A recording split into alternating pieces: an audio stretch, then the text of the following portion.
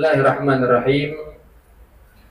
Alhamdulillah wassalatu wassalamu ala Rasulillah wa ala alihi wa sahbihi wa man walah, la haula wala quwwata illa billah, amma ba'du. Jamaah Majlis Ta'lim Kopi Hitam yang mulia dan dimuliakan oleh Allah Subhanahu wa taala. Masih dalam pembahasan terkait jual beli fikih muamalah yang dibahas di dalam kitab Sulamut Taufiq lil Imam Asy-Syaikh Al-Allamah Al-Habib Abdullah bin Husain bin Thahir Ba'alawi. Beliau merupakan ulama dari Ba'alawi. Seperti banyak yang dikatakan, yang beredar sekarang itu hal-hal yang menghinakan Ba'alawi ini. Berarti kan orang yang mempelajari kitab Sulamut Taufiq ini batal sanadnya, batal keilmuannya. Mereka orang-orang yang membenci Ba'alawi sampai-sampai membatalkan nasab Ba'alawi itu, nasab para habaib zuriyatul Rasul. Sedangkan mereka di pesantren-pesantren mempelajari kitab ini, kitab Sulamut Taufiq, yang dikarang muallifnya itu bernama Syekh Abdullah bin Husain bin Thahir Ba'alawi. Berarti mereka yang menyatakan diri benci kepada Ba'alawi, mereka yang menyatakan bahwa nasab Ba'alawi itu terputus, secara tidak langsung sanad keilmuan mereka itu juga terputus. Maka biar kita minta sama Allah, kita dijauhkan daripada orang-orang yang membenci para ulama, dijauhkan, dihindarkan diri kita oleh Allah, diberikan kita kekuatan, diberikan kita kesabaran, agar terus kita istiqomah mengikuti ulama, khususnya ulama-ulama Ba'alawi ini, karena kita pun mempelajari kitab yang dikarang oleh dari kalangan Ba'alawi ini. Mudah-mudahan kita dapat rahmat dari Allah Subhanahu wa taala. Amin. Bismillahirrahmanirrahim. Qala al-mu'allif rahimahullahu taala wa adaman naf'a bihi wa bi ulumihi fid dharaini. Amin. Ila qaulihi wa an yufarriqa bainal jariyati wa waladiha qabla tamyizi. Masih kepada pembahasan jual beli yang dilarang, jual beli yang diharamkan di dalam ajaran agama Islam, khususnya dalam madhabuna, yaitu madhab Imam Syafi'i, bahwa haram hukumnya memisahkan, wa an yufarriqa bainal jariyati, memisahkan di antara budak perempuan, wa waladiha, dan anaknya, qabla tamyizi, sebelum tamyiz. Haram hukumnya memisahkan seorang ibu dengan anaknya sebelum tamyiz untuk diperjualbelikan, menjadikan jual beli perbudakan. Jual beli perbudakan, ya insya Allah di negara kita Indonesia itu udah nggak ada. Ya memang akhir-akhir ini banyak di negara-negara lain ya jual beli perbudakan masih ada gitu. Tapi insya Allah di negara kita Indonesia ini jual beli perbudakan ya udah nggak ada. Sebab ajaran agama kita, agama Islam itu memang untuk menghapuskan soal perbudakan ini. Namun apakah dalam Islam perbudakan itu diperbolehkan? Dengan beberapa syarat. Di zaman dulu itu ketika peperangan, orang kafir yang dia menjadi tawanan perang, khususnya wanita dan anak-anak itu biasanya dijadikan budak. Ya, dijadikan budak. Lalu ada mungkin yang mengetahui secara mendasar ilmunya, budak wanita itu bolehkah digauli? Gitu. Kenapa dalam Islam itu budak wanita itu boleh digauli? Nah, inilah muqaddimah awal mulanya bagaimana Islam itu menghapuskan perbudakan. Karena ketika budak wanita ini digauli dan melahirkan anak, maka anaknya ini bebas daripada status perbudakan. Maka anaknya itu merdeka nanti yang lahir. Ketika anaknya merdeka, maka ibunya pun nanti ikut merdeka. Ya. Maka status perbudakan dalam ajaran agama Islam itu masih diperbolehkan dengan syarat untuk jihad. Kalau bukan untuk itu haram hukumnya jual beli budak. Ya, jual beli budak hukumnya haram. Apalagi di sini dikatakan jual beli budak perempuan yang dipisahkan kemudian daripada anaknya sebelum masa tamyiz, itu haram. Tamyiz itu batasannya mana? Batasannya umur 7 tahun. Ya, ketentuannya. Umur anak 7 tahun. Dan juga anak itu bisa membedakan mana yang kanan, mana yang kiri. Bisa makan sendiri, bisa cebok istinja sendiri. Itu syarat atau ketentuan daripada tamyiz sendiri. Wa an yakusya, dan juga haram hukumnya menipu, au yakhuna, dan atau berkhianat fil kaili, di dalam takaran, wal wazni, dan timbangan, wal dar'i, dan ukuran panjang, wal addi, dan jumlah. Nah, banyak terkait orang-orang yang jual beli dalam perdagangan ini menipu atau berkhianat dari soal takaran, ya, timbangan berapa kilo, timbangannya diberatin dengan sesuatu hal yang berat sehingga apa yang menjadi barang dagangannya itu kelihatannya berat, padahal ya memang dicurangin gitu, dikhianatin oleh penjualnya itu sendiri. Dari timbangan, ukuran panjang, beli berapa meter, 10 meter, pas diukur 9 meter dikasih ke pembeli. Nah, ini kan nggak sesuai, maka di situ dia berkhianat, hukumnya haram, menipu, ya. Atau jumlah. Ada lagi kan kita kalau melihat dari jauh nih, jual lagi musim mangga tuh di pinggir jalan banyak. Dari jauh mah kelihatan tuh 1 kilogram berapa biasa, 5.000 misalkan gitu. 1 kilogram 5.000 misalkan gitu. Dari jauh tuh lihat, wah, kita ngeliat lihat tuh mangga ya, buat bini kita kali aja ngisi gitu ya, kita beliin mangga. Pas sampai dekat udah nawar, udah dekat kelihatan, lah di bawahnya ada per 2 lah, setengah kilo 5.000 gitu tuh. Nah, itu termasuk menipu, ya, termasuk menipu. Dia tulis satu angka gede di papan tuh ya, kilogram 5.000 rupiah. Pas kita deketin, satu ada 2-nya kecil, per 2. Nah, gitu.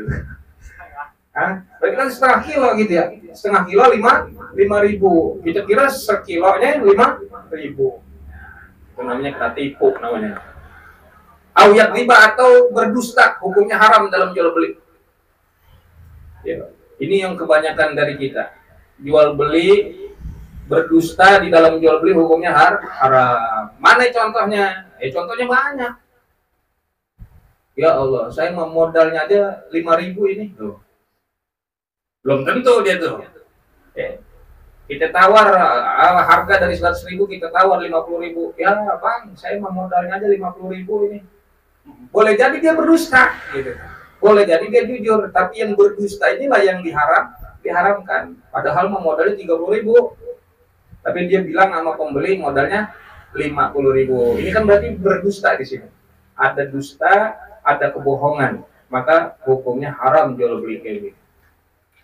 Wa an yabi'a, dan menjual al-qutna, akan katun atau kapas, au ghairahu, atau selain daripada itu katun, minal badai', dari barang dagangan, wa yuqriba, dan menghutangkan al-mushtariya, akan pembeli, fawqahu, di atasnya darahim, beberapa dirham, wa yazida fi thamani tilkal bid'ah li adlil qard, dan menambahkan pada harga itu barang dagangan li adlil qardi, untuk semata-mata utang piutang. Jadi ini maksudnya adalah menggabungkan antara jual beli dan utang piutang. Nggak boleh menggabungkan antara hutang dengan penjualan.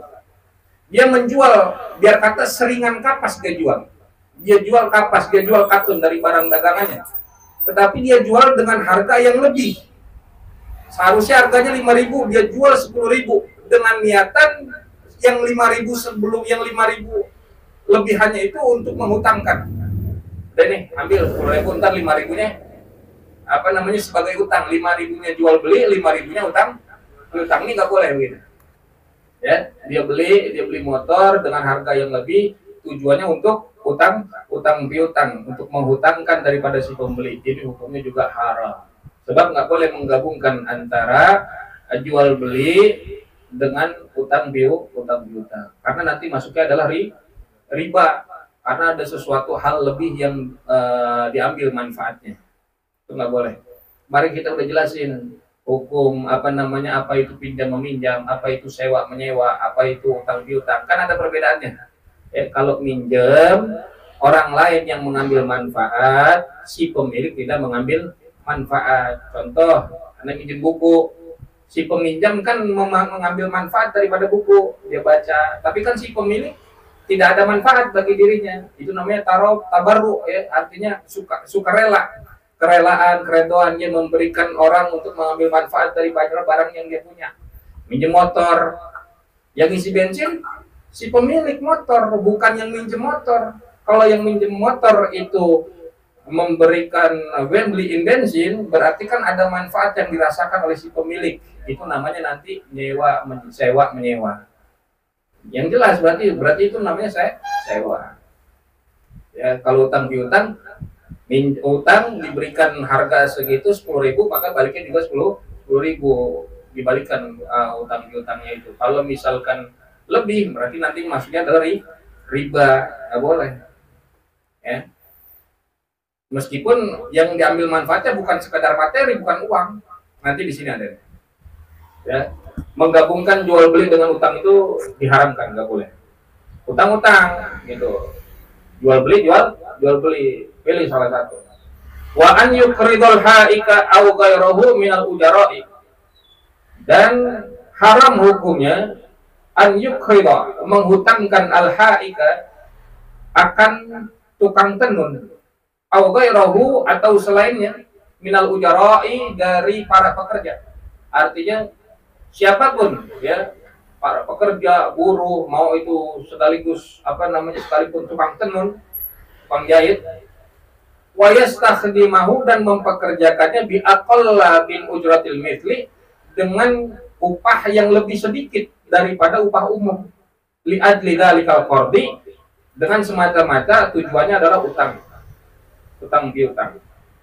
Menghutangkan kita kepada kepada si pekerja. Ya, ini biasanya kan kita jual barang, kita menghutangkan kepada orang.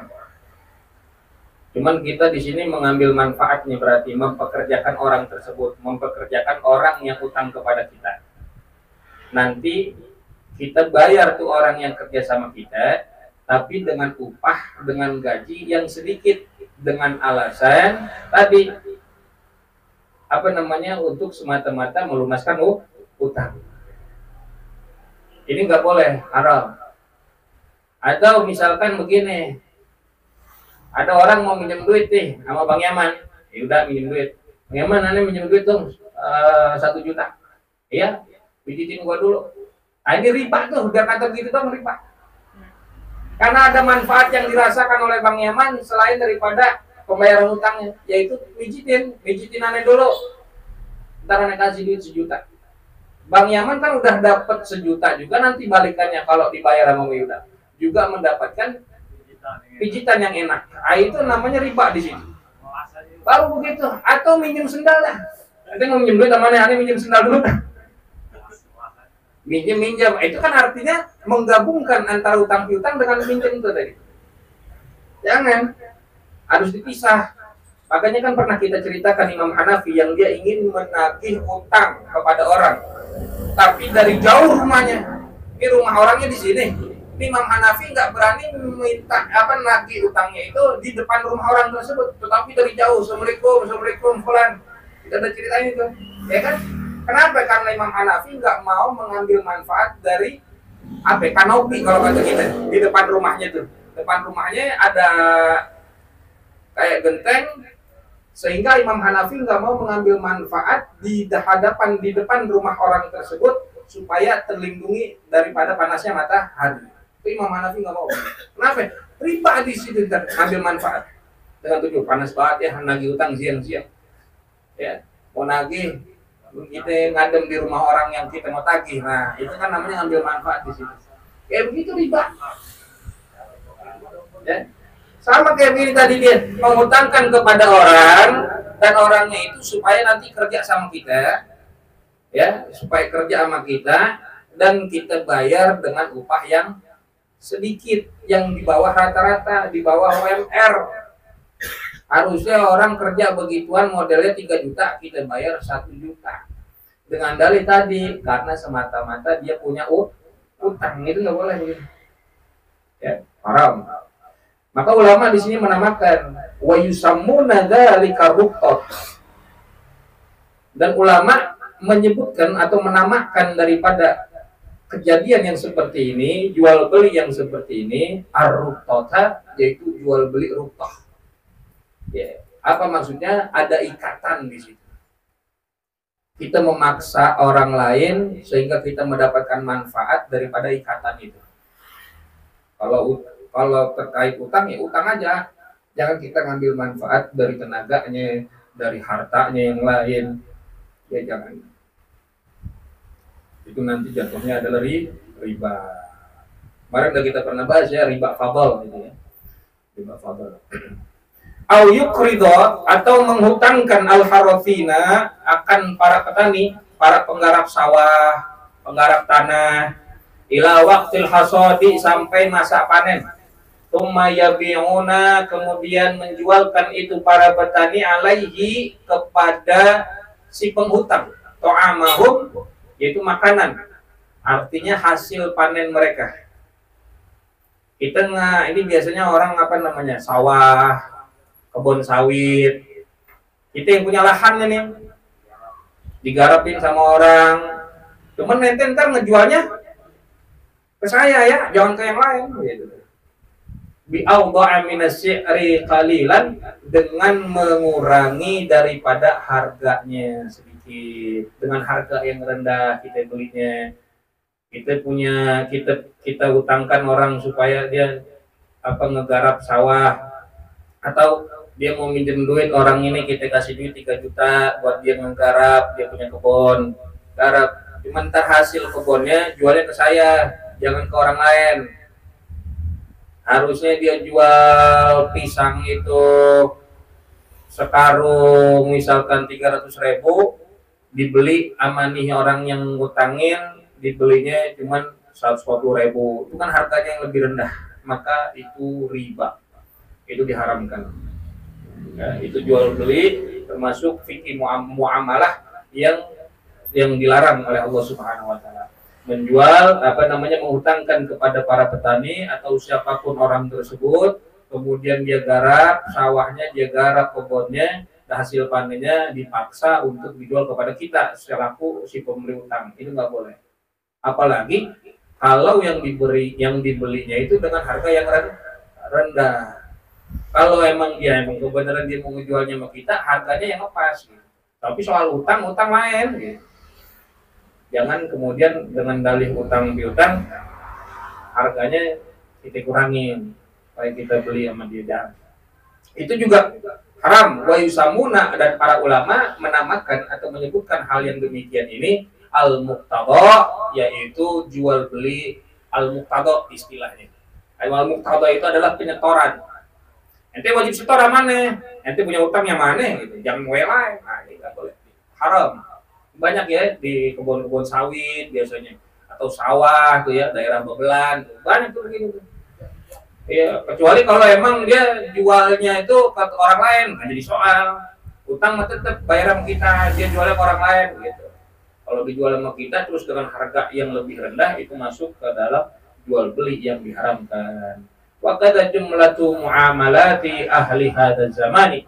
Wa kadza, dan demikian itu jumlatu muamalati, beberapa muamalah, jumlatu muamalati, beberapa muamalah ahli hadzal zamani, yaitu orang-orang di zaman ini.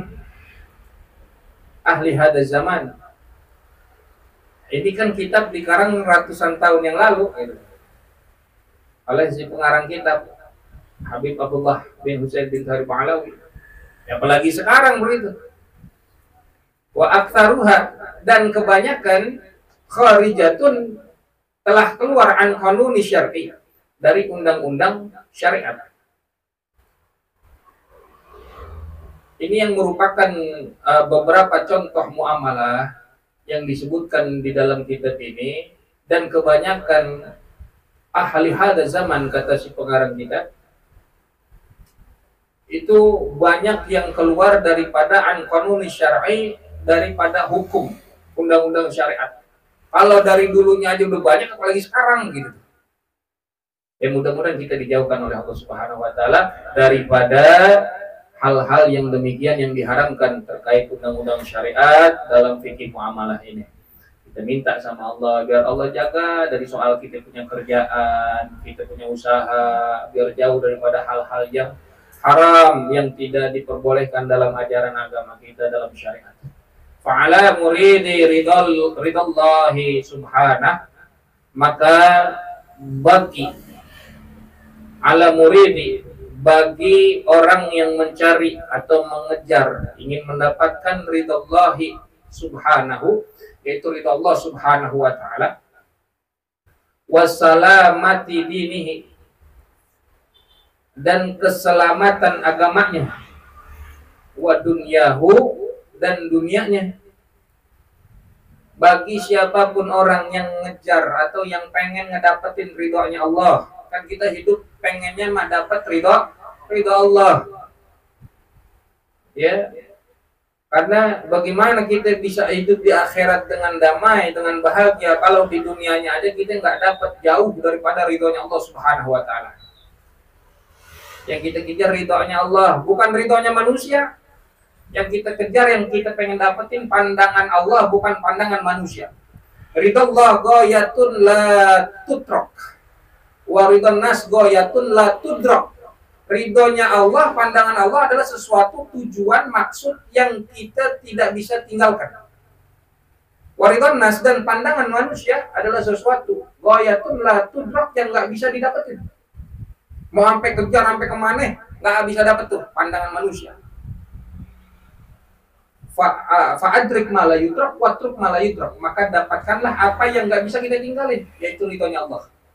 Watruk ma la yudrak, dan kita tinggalin apa yang nggak bisa kita dapetin, yaitu pandangan manusia. Yang kita kejar ridhonya Allah. Maka siapa orang yang pengen dapat ridhonya Allah dan juga pengen adanya keselamatan agamanya, keselamatan dunianya, an yata'allama, maka hendaklah ia mempelajari, ia biar tahu gitu. Orang belajar itu biar paham, orang belajar itu biar tahu ma yahillu, apa-apa yang halal, wa ma yahrumu, dan apa-apa yang haram. Dengan kita belajar ini hukum tadi, jual beli, dari soal ribanya, dari jual beli apa aja yang dibolehin, ketentuannya, rukun-rukunnya, syaratnya kita udah bahas.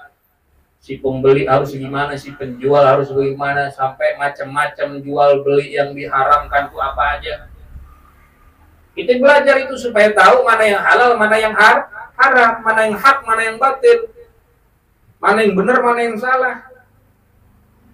Min alimin, dari orang yang berilmu, wariin, dari orang yang waro, nasihin, yang bisa memberi nasihat, syafiqin, yang orangnya tuh berbelas kasih, orangnya baik, orangnya ramah. Cari guru yang alim, yang wara, yang bisa ngasih nasihat, yang orangnya tuh sama kita baik, ramah, sayang sama kita. Kalau ada kita punya guru, kita dikemplangin mulu, digoblok-goblokin mulu, dihina mulu, ya Allah. Kalau hati kita masih ngegerendeng aja gitu, sampai kita secara lahir mungkin di depan kita sama guru tuh hormat gitu, tapi sama batin kan kita gara-gara kita digituin mulu, batin kita iya. Nah kalau belum sepakat, belum nyatu tuh antara adab ihtiram kita secara lahir dan batin, kita tinggalin dulu dah. Kita tinggalin dulu sampai nanti batin kita nyatu tuh, kita bisa hormat di depan, hormat di belakang. Baiknya begitu. Maka kita cari sama orang yang berilmu, orang yang wara, ya, nasihin, syafiqin, ala dini, ya, kepada agamanya, ala dinihi, kepada agamanya. Kenapa kita harus belajar? Supaya tahu tadi mana halal, mana haram. Fa inna talabal halali, karena sesungguhnya mencari yang halal, mencari rezeki, mencari kehidupan yang berkah, mencari kehidupan yang baik fardhatun, merupakan satu kewajiban ala kulli muslimin, bagi setiap orang Islam. Jadi kerja tuh kewajiban juga, ngaji juga kewajiban. Nah, orang yang suka ngaji jangan ngeledekin orang yang kerja doang kagak ngaji-ngaji, jangan. Orang yang kerja mulu jangan cuma nyinyirin orang yang kerjanya ngaji mulu. Ya harus balance, waktunya kerja, waktunya ngaji. Waktunya ngaji ya ngaji, waktunya kerja. Gitu. Kan sepakat begitu. Ya enggak? Cuman modal kita untuk bekerja jangan sampai kita tinggalin soal ngaji. Supaya apa? Biar kerjaan kita berkah, kerjaan kita halal, kita menjauhkan diri dari hal-hal yang kagak baik. Itu dapatnya di mana? Dapatnya di majelis ilmu. Kita ngaji biar kita ngerti segala macam, kita aplikasikan ke dalam kita punya pekerjaan. Kan pernah tuh ada cerita ya dari almarhum Al-Maghfurlah Mu'alim Syafi'i Hadami. Beliau pernah menceritakan bahwa ada orang tua, ya, murid daripada Mu'alim. Orangnya udah tua, tinggalnya di Tanah Abang. Itu kerjaannya ngaji mulu. Enggak kerja, ngaji aja, ngaji. Pagi, siang, sore, malam ngaji aja. Sampai kan dia punya bini gedek. Bininya gedek, ngeliat lakinya ngaji aja, kerja kagak. Ngaji dong kerjanya. Nah suatu hari pas tuh suaminya pulang, buka tudung saji itu di meja makan. Pas dibuka, lempengan dibuka, isinya apa? Isinya kitab. Kalau kata gini ya, makan tuh kitab, ngaji aja, kerja kagak, gimana mau masak kan begitu. Itu juga nggak boleh begitu. Ya, waktunya kerja kita kerja. Kalau ada kerjaan yang halal, bagaimana caranya kita tahu bekerja biar halal, dapat yang halal, hartanya yang halal? Ya adanya di pengajian. Maka orang yang kerja ya tapi kagak ngaji, mendapatkan rezekinya kurang lebih berkah daripada orang yang kerja juga ikut ngaji. Dia mentingin kerjaan sampai kagak ngaji. Emang ada duitnya banyak, hartanya tapi kurang berkah dibandingkan orang yang juga kerja tapi juga ngaji. Paham dong? Alhamdulillah. Faslun yajibu 'alal musiri nafaqatu wallahu a'lam bis-shawab. Bisiril Fatihah.